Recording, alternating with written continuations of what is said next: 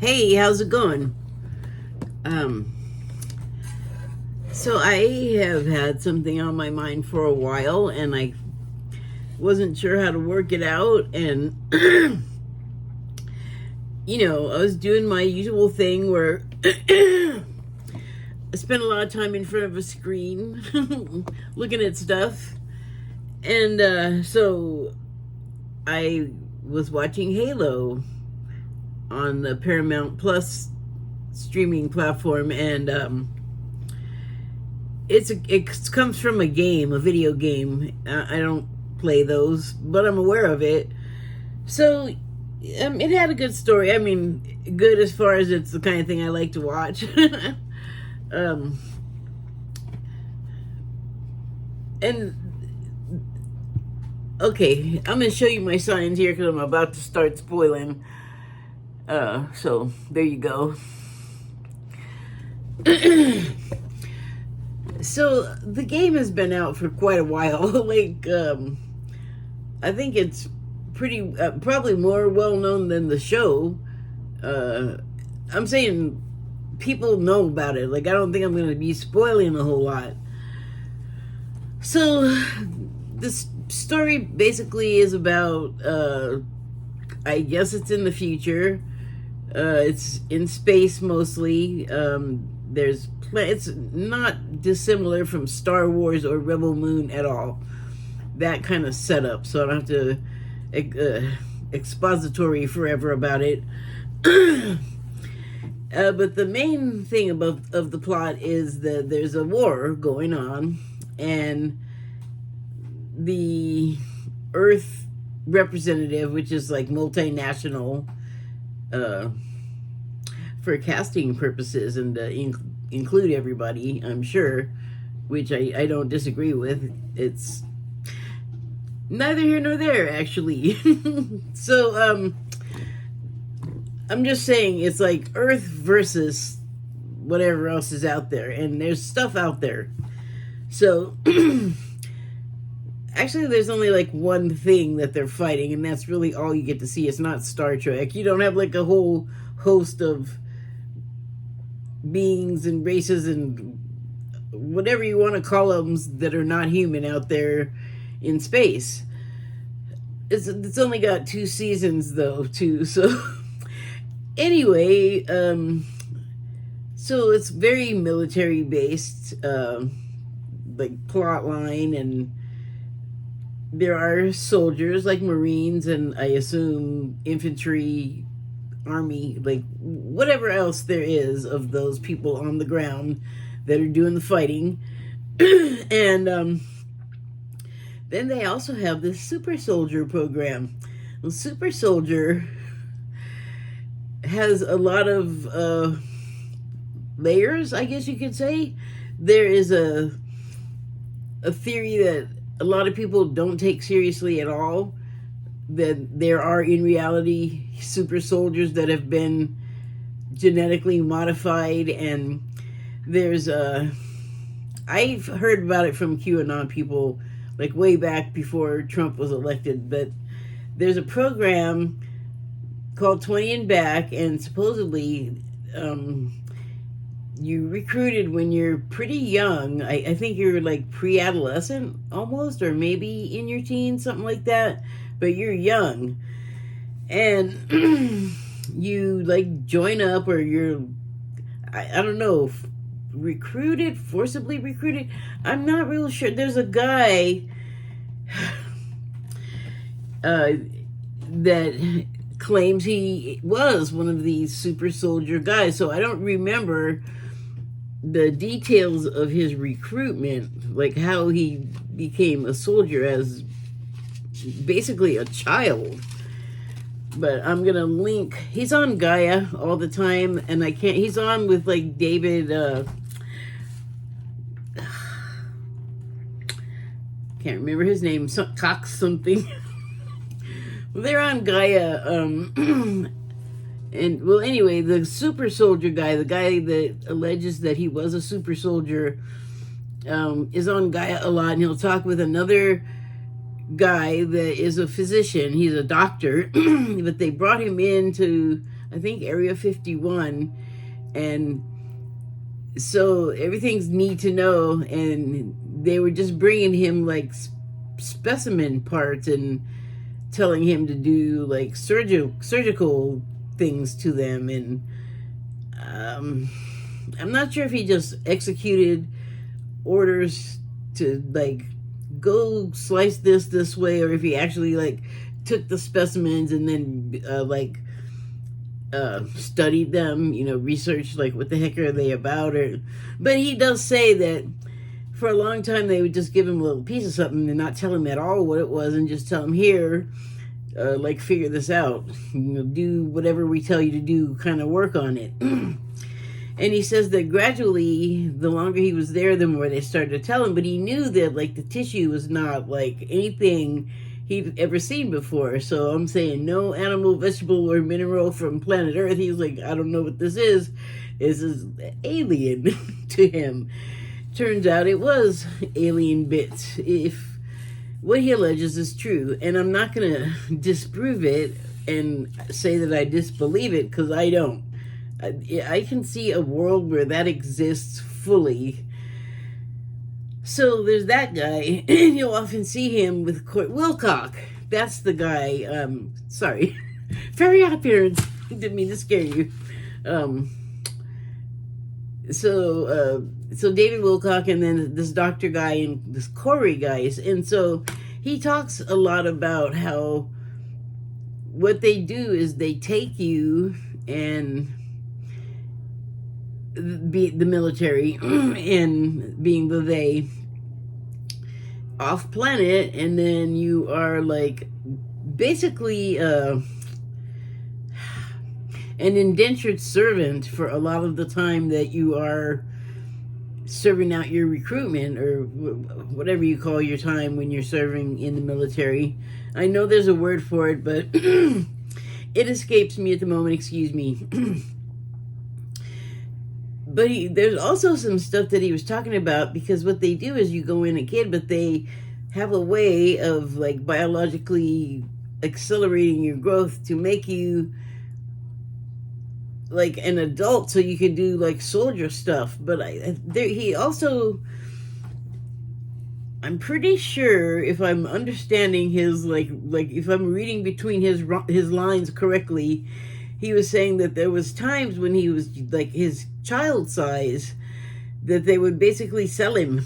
And, that is like a thing here on Earth, that like the QAnons are the ones that were all, save the children, we gotta save the children, and like the human trafficking, but the child trafficking thing is like their fetish or something. It's crazy. And they act like they invented it.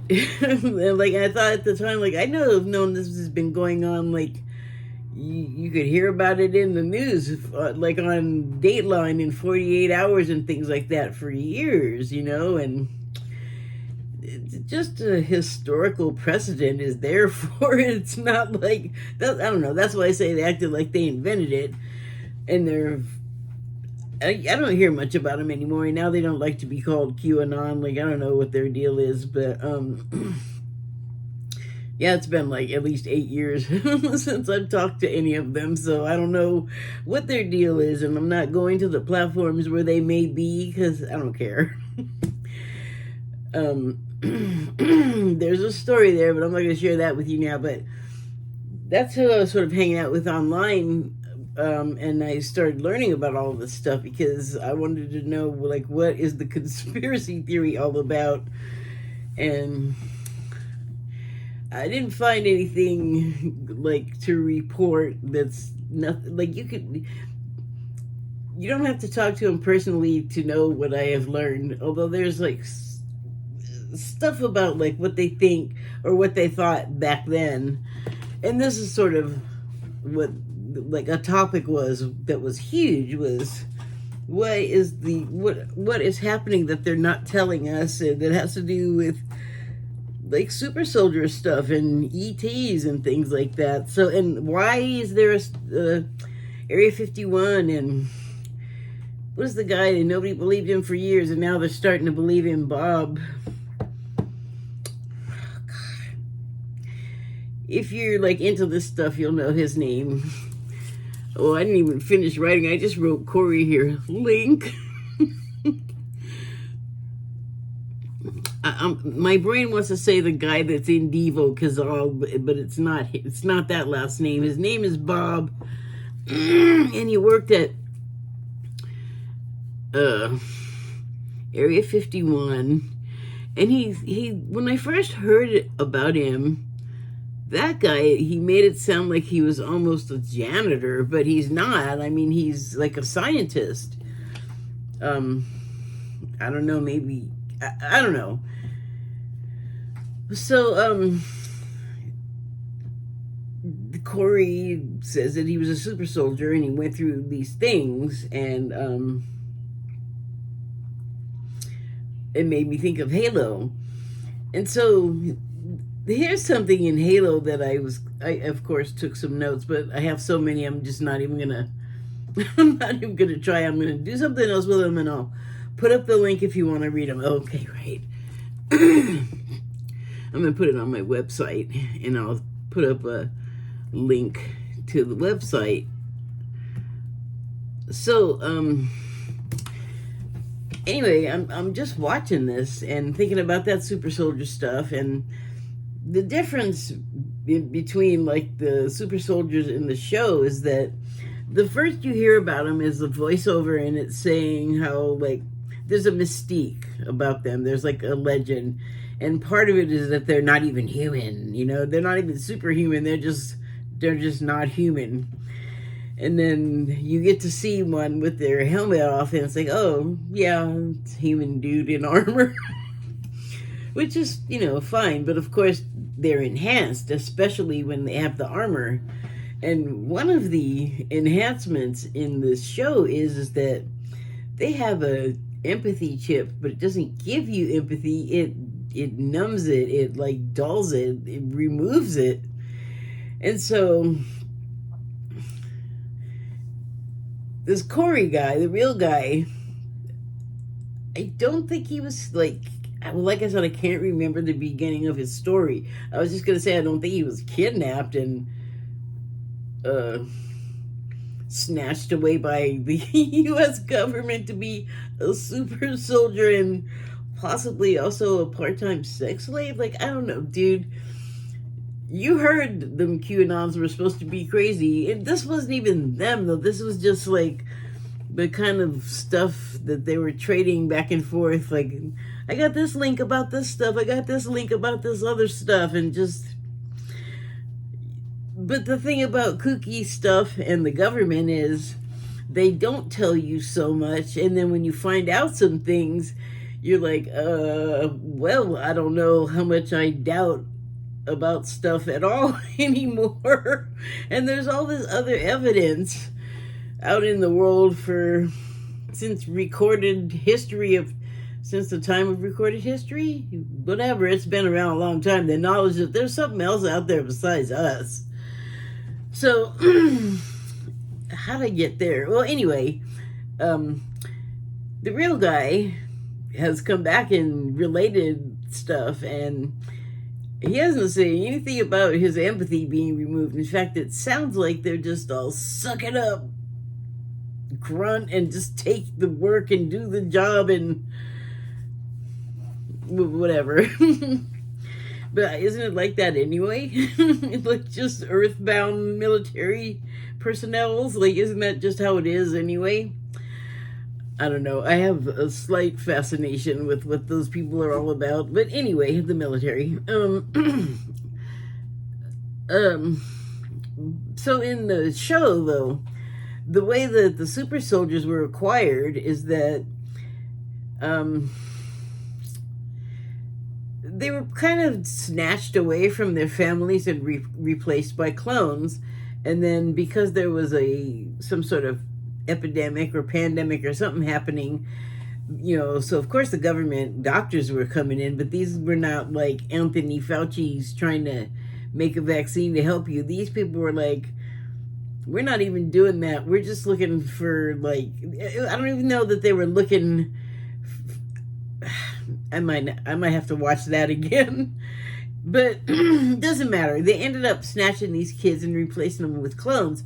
And because there was a disease happening, the clones were never meant to, like, live forever. They were not, they're like short use, short-term battery clones. And so they all died. So the parents, like, have lost their children.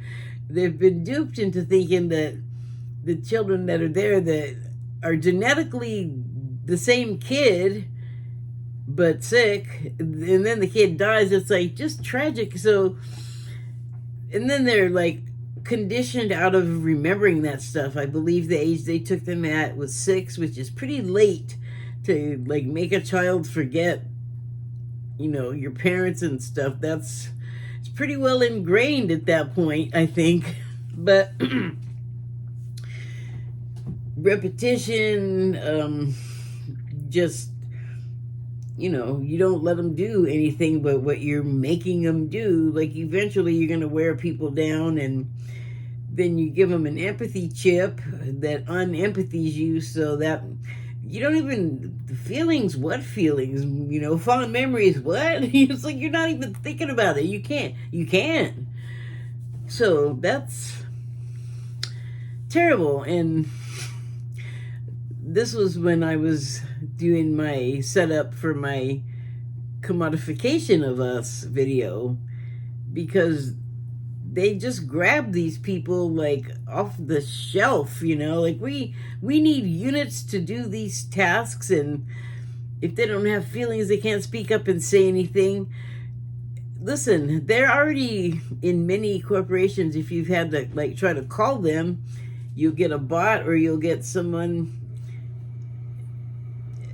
I don't know, like I rarely get someone that seems to be from here, that I can easily understand. I don't mean to belittle anybody about an accent, but sometimes I can't understand as well.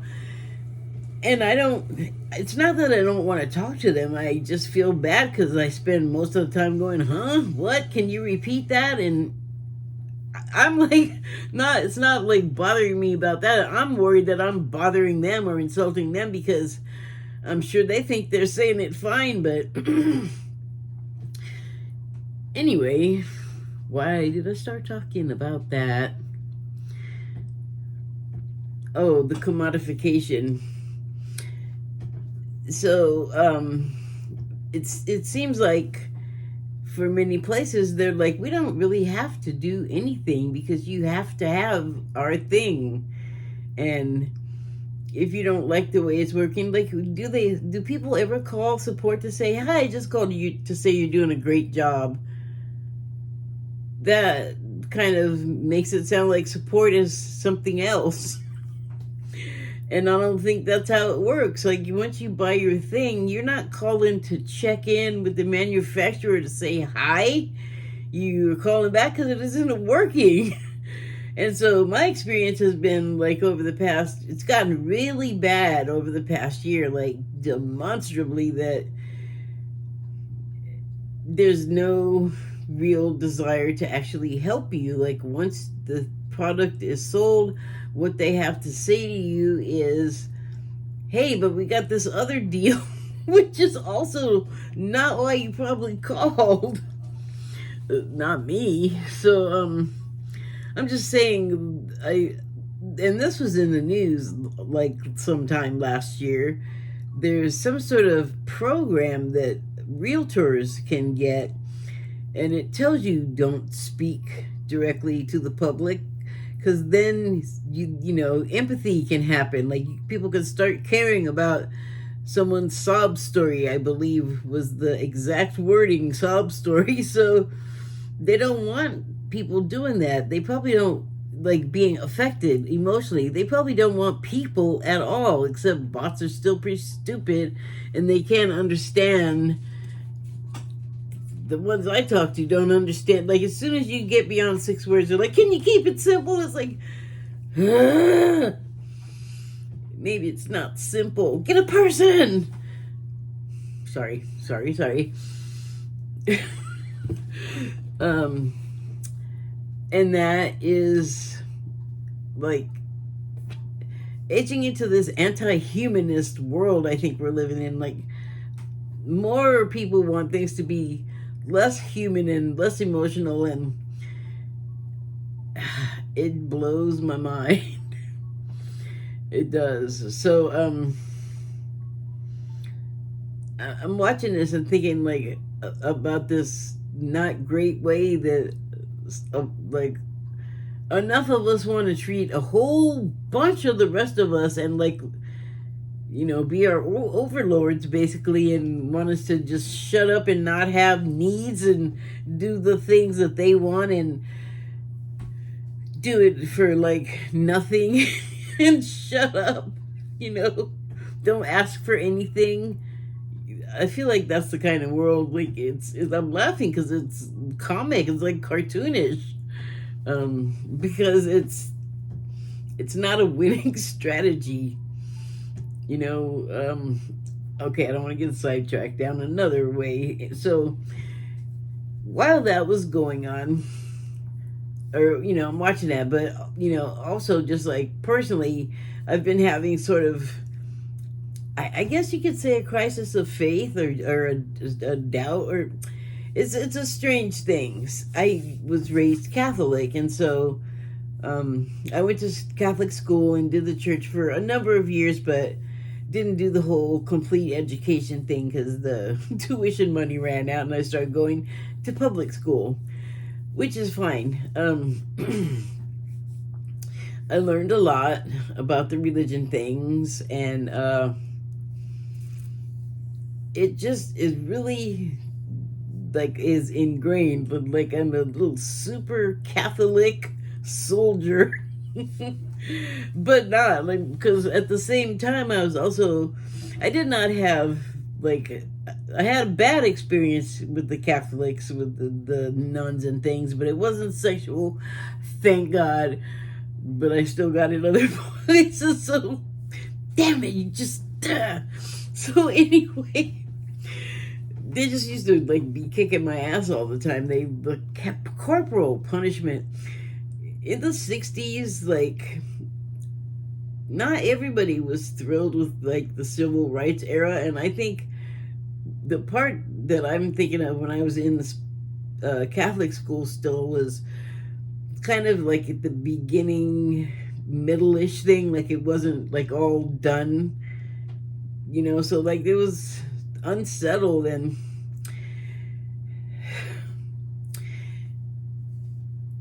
it, you know, like I could have been like getting my butt kicked, not just for corporal punishment, but just because like all the staff was white and I'm not, and that didn't always work out good. And my school was in a black neighborhood, so like, you come to think of it, like pretty nervy to just be all surrounded by all black people and beating the crap out of their kids every day, but they're paying you to educate them, and you get to stick with the instruction or whatever you're used to. So that's what it was like when I was going, and because I was a talker, a chatty Cathy, if you will, I used to get in trouble a lot, but I also would stop too. Like, I wasn't a bad kid, you know. There was a lot of things going on. There was a lay teacher. Her kid sat behind me. Neither of them liked me, so that was extremely uncomfortable. The yard monitor was related to them also, and so I was getting knuckles wrapped, back of my thighs spanked with Catholic school was rough, man. Corporal punishment, don't bring it back, it's terrible. So anyway, I didn't really feel like super attached to Catholicism, religion. You know, I was a smarty pants, and I rebelled pretty early and was like, I'm done with this stuff. I want no more to do with these people. And so but you can't like erase indoctrination that easily. And as I saw someone say on the news this weekend, we live in a very Catholic nation. Everything's very Catholic here. I thought that was pretty funny because it doesn't seem like it's like the ruling religious tide to me, but I'm not exactly keeping track of that stuff either. But fast forward to, I don't know, when I'm an adult and I come across like the oh man, I can't remember the name of it, Bodhisattva, Hindu and Buddhist teachings. I stumbled upon them and like took that stuff in, and then like later, much closer to now, I'm starting to see like sort of texts that were like banned or recently studied or recently deciphered that were found, and there's just like all of these interesting connections, and I'm seeing a triangle, and I'm getting the Father, Son, and the Holy Spirit thing, and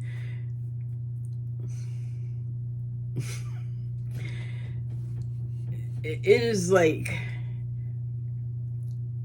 the spiritual stuff that I'm learning, and then the science stuff that I also was learning all along and still learn, is starting to converge and come together and make certain stuff make sense, to where even some religious stuff makes some sense where it really didn't before. And that is not always a science thing. That's more of a sort of a consciousness level thing where you are, maybe your empathy is more enhanced in certain ways than it was previously.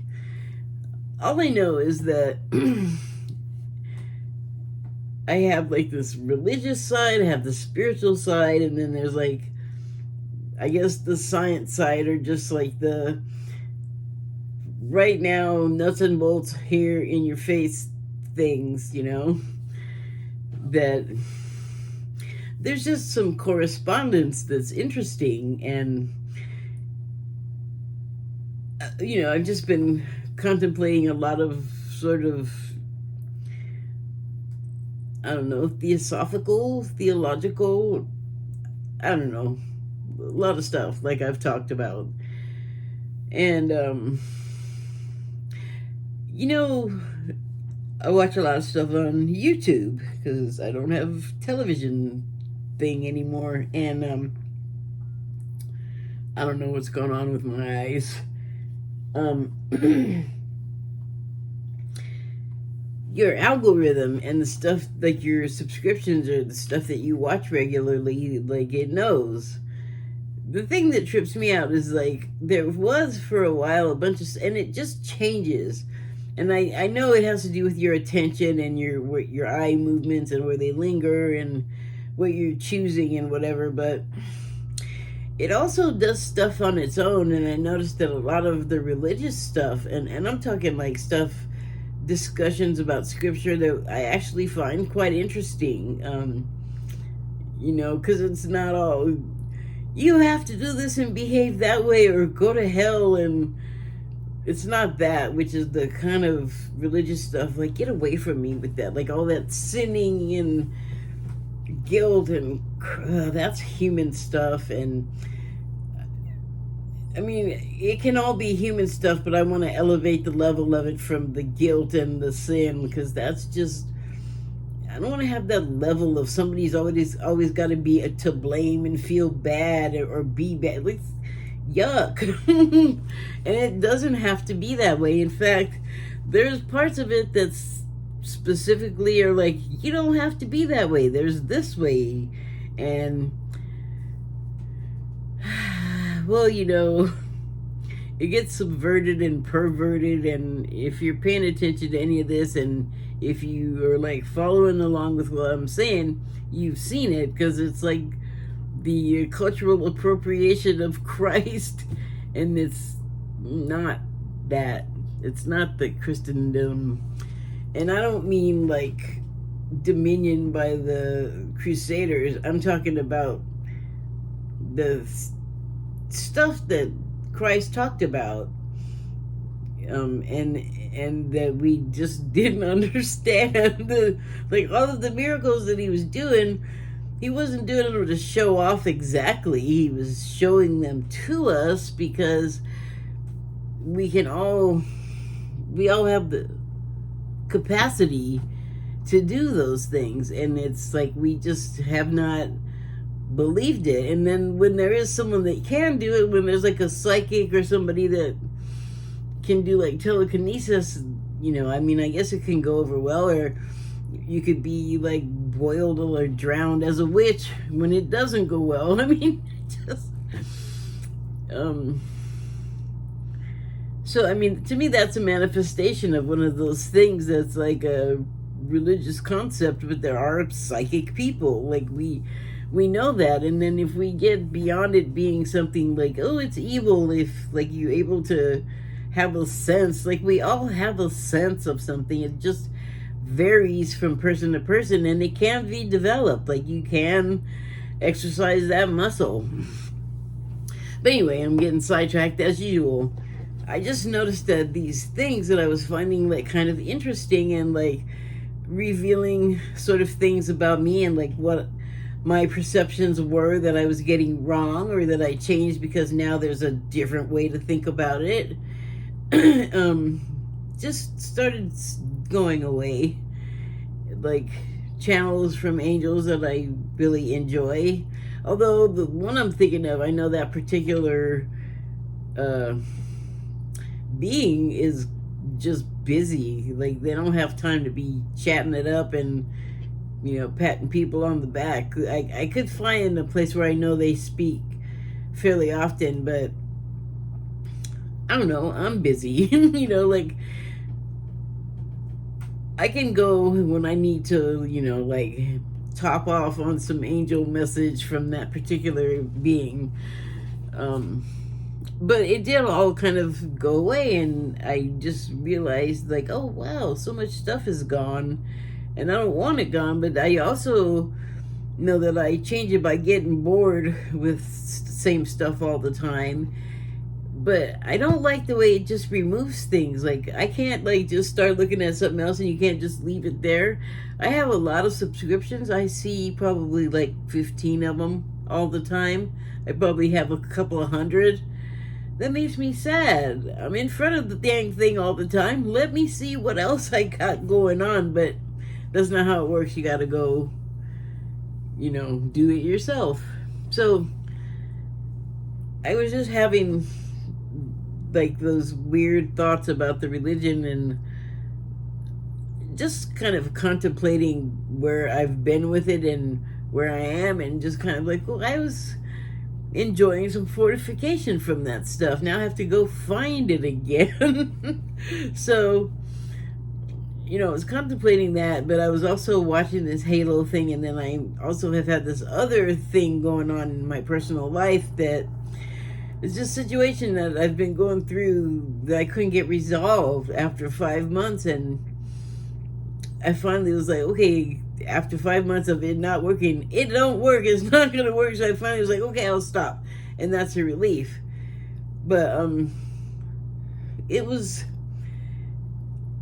one of those things where there was an incident, I was just thinking about it and kind of upsetting myself, and I know better. So in the middle of all of those kind of thoughts, I could switch from like the frustrating thing with the people over here and the sort of confusing but sort of not religious / spiritual stuff over here. And I don't know, I think there's like just a little hamster wheel in here. It just goes around and doesn't know how to stop. And I heard sacerdotal. Yeah, sacerdotal. And I was like, what is that? That's familiar. I had to look it up. And basically what it means is priest or priestly, or their robes, like the, whatever the little sash is and all. They got little stuff fabric things. I don't know what they're all called. I was not an altar boy, so they don't announce those at the church, in case you don't know. So anyway, but it's that stuff and those things. So it's like everything sort of clergyman. And I thought, okay, and you're telling me this, why? Like, I had to really think about it, because I was like, I got this other stuff on my mind. One thing kind of makes sense, which is like, you know, you could just like not have what you need for 5 months, and not have the people that should be able to help you for 5 months not helping you, and just walk away and be fine. Doesn't solve my problem. And I think that's my issue, is like, yeah, but if it would have worked out, I wouldn't have the problem that I have. And all of that time just created another problem. So that is like over here all and then the halo, like, it was giving me feels, man, like feels for these people. And of course, like, you know, I get all into the shows. I get all sad for the inhabitants of the planet that have to leave. They get forced out, or, you know, off their planet, or exterminated, or whatever it is, you know. So, and then the super soldier thing, like, I was like, but what does it all have to do with sacerdotal? Like, what? So I had to think about it for a couple of days, and I think definitely, like, keep it together and don't get upset in the face of whatever. I mean, I think that's something a clergy has to do, in a way, being like what a priest is, or even a nun. You know, you have this role that you're in, and you're this person that prays a lot if you're doing your job, basically. And so you're in touch with God, and you're going to be different than everybody else, because you're kind of doing different things with your whole mind space, and it does make a difference. I don't know. I'm not going to explain that. Hopefully you can understand it in your own way, what I'm saying. Our differences can create a whole nother environment than the one other people are in. So perceptions get real they're going to vary from person to person anyway. But if two people are looking at one thing, they could be each seeing something completely different for a whole bunch of reasons I'm also not going to go into. You can maybe come up with some of your own if you care to think about it. But finally, what occurred to me about that word was,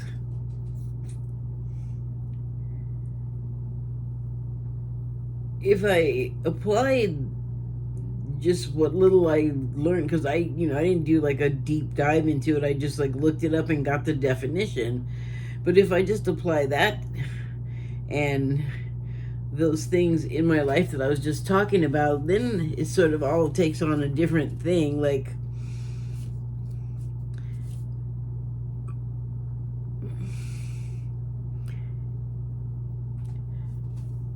I'm not saying like that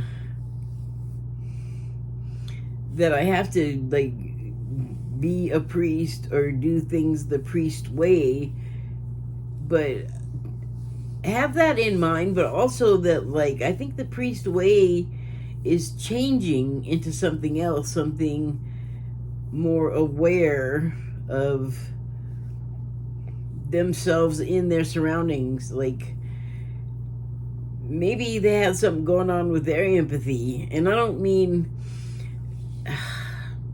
I think I mean this collectively. Like, I'm not talking about like individual, like I'm not talking about like the pervert priests, although I don't think that's a category I can include them in. I'm not sure, but I'm just going to put them aside from this. But just the other ones, just looking to do like the God's work that, you know, inspired them to the priesthood, and the altruistic reasons for being a religious person and following.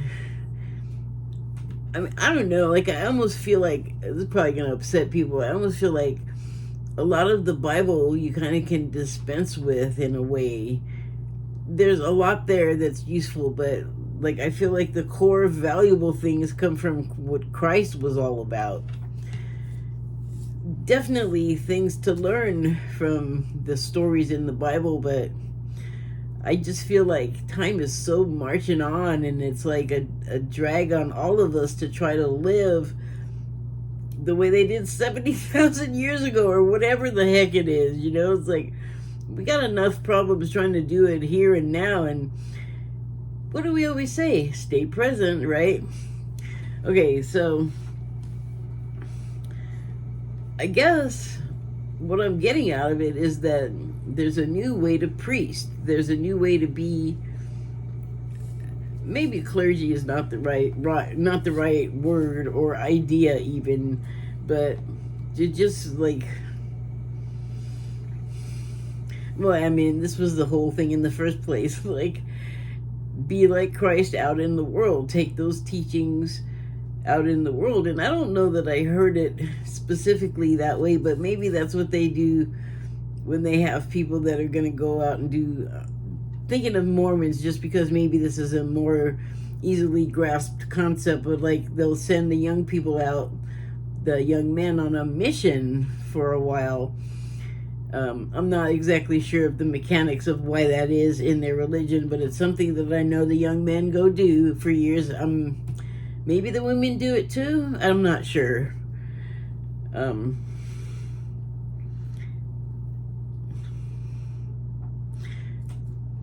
But things are changing. People are changing. The ways that we're thinking are changing. The way that we want to live is under construction because there's a whole lot of chefs in the kitchen. Cross those metaphors all out.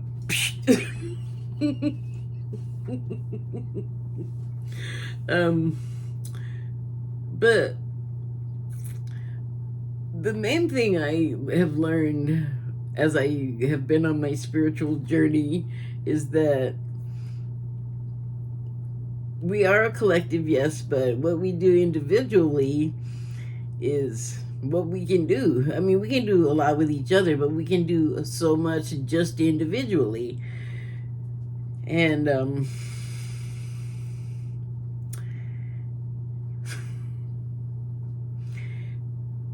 for me personally, that was requiring a lot of, just the whole awakening process requires a lot from you. And then to like take on like whatever you perceive is your sort of mission, like once you get figured out that like, oh wait, this all this stuff is kind of like, I don't even know, busy work. The real work, the real message is like when you slow down and you meditate and you sort of slough off all the exterior, like everything, and start back to like your most basic. And that's when the real stuff begins, you know? At least that's how I'm finding it to be personally. So can I just real quick before I finish talk about my hair? My hair looks so good today. Whoa. Because I washed it and I actually put the conditioner on, and it just looked like I had a ridiculously huge part. And then I had to put on the hair treatment stuff, and so I've just been looking at it the whole time. Do I have like a big old piece sticking out, or is that something behind me? I don't know. It's distracting as hell though. And I am finished. Thank you and good night.